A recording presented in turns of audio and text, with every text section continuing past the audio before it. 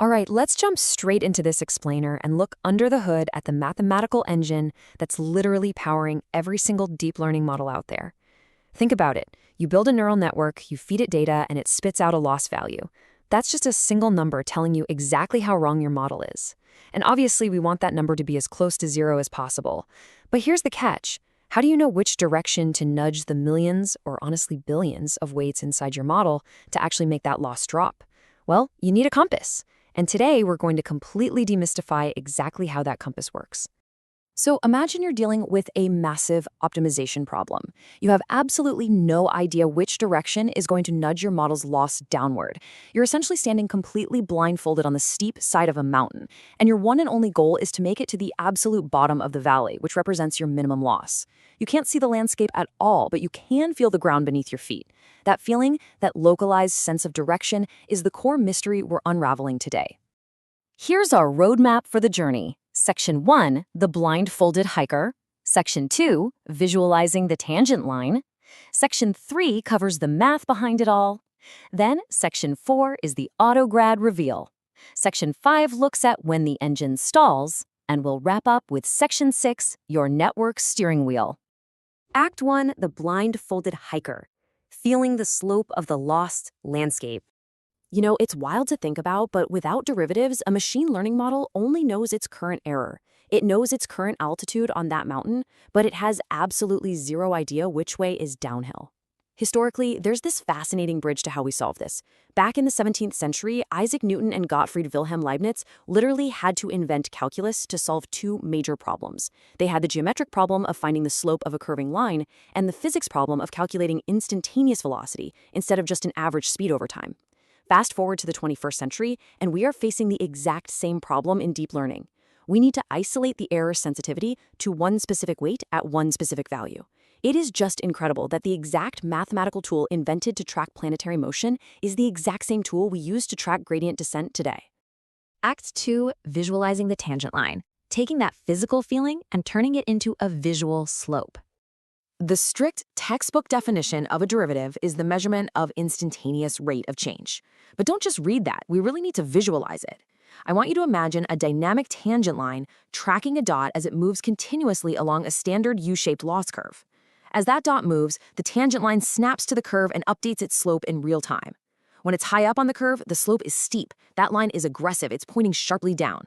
But as the dot travels toward the bottom minimum, that line starts to slow down, leveling out more and more until it hits the absolute bottom, where it settles into a perfectly calm, flat horizontal line.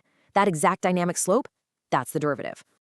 Let's ground this a bit more. Picture a silhouette of a hiker overlaid directly onto our loss curve. When the tangent line, our derivative, is negative, the ground slopes downhill to the right. So our hiker simply steps right, moving down. When the derivative is positive, the ground slopes uphill to the right, which actually means downhill is behind them, so the hiker steps left. And when the slope is perfectly flat, the derivative is zero, and the hiker stops. They've reached the valley. See, this translates the abstract math into a deeply physical, intuitive human experience. Act 3, the math behind it, formalizing that instantaneous rate of change. So the real question is, how do we actually calculate this rise over run for a single, infinitesimally small moment in time? This brings us to the limit definition of the derivative. To find the slope of a constantly changing curve, we approximate it using 2 points. We take our current point, f of x, and a point just slightly ahead, f of x plus h, where h is our tiny step size. We take the difference and divide it by h. It's your classic rise over run. But to find the instantaneous slope, we take the limit as h approaches 0. We're literally pulling those 2 points infinitely close together. Now, we can't just plug in 0 for h, right? Because then we'd be dividing by 0, which completely breaks math.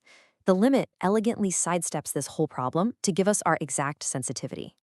Let's actually crunch these numbers manually to see this in action.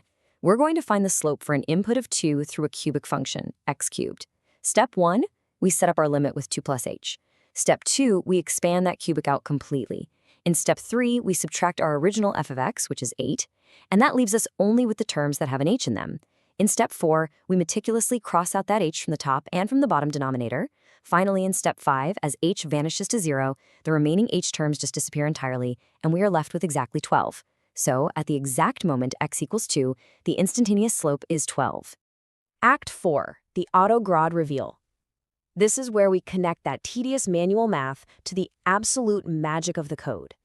Because we just did all that rigorous manual algebra to find a single gradient, right?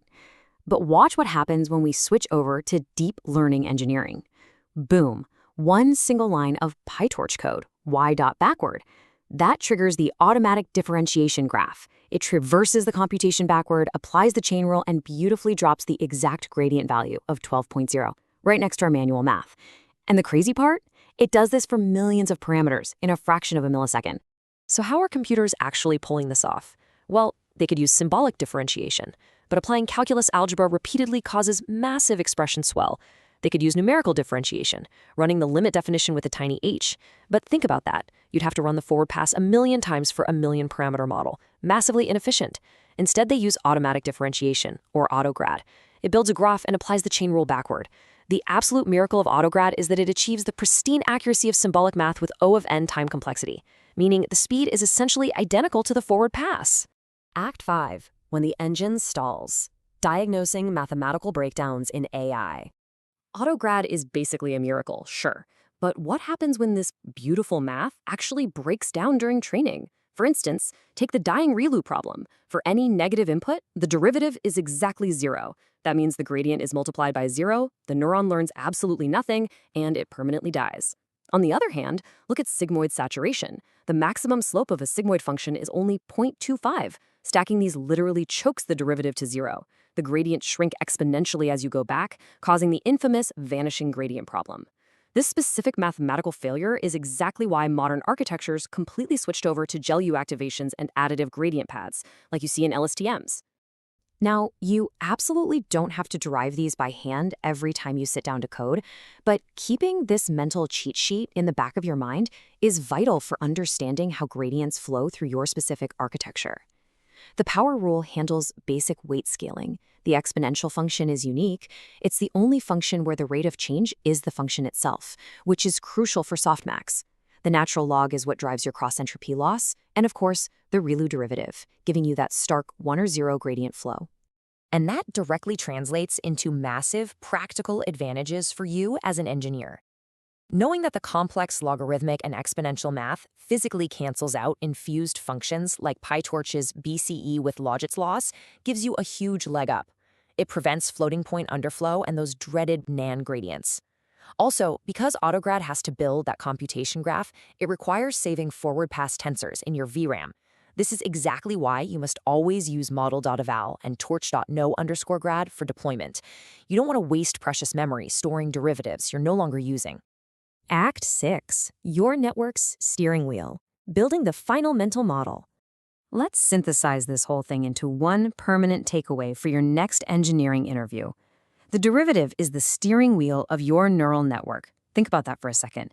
Your loss value is just the distance to your destination. Your learning rate is how hard you're pressing the gas pedal. But the derivative?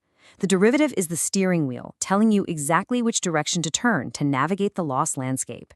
If you have a positive slope, turn the wheel to decrease the weight. Negative slope, turn the wheel to increase it. But I want to leave you with a bit of a curveball. If autograd requires this perfect continuous math to steer the network, how are we going to train the next generation of AI on discrete, non-differentiable logic? As we constantly hit the limits of VRAM bottlenecks and start needing to optimize things like token sampling or step functions, it really leaves us wondering, will the future of AI optimization evolve past this? Will we eventually have to abandon the derivative entirely? It's something to think about. Keep exploring, and I'll catch you in the next explainer.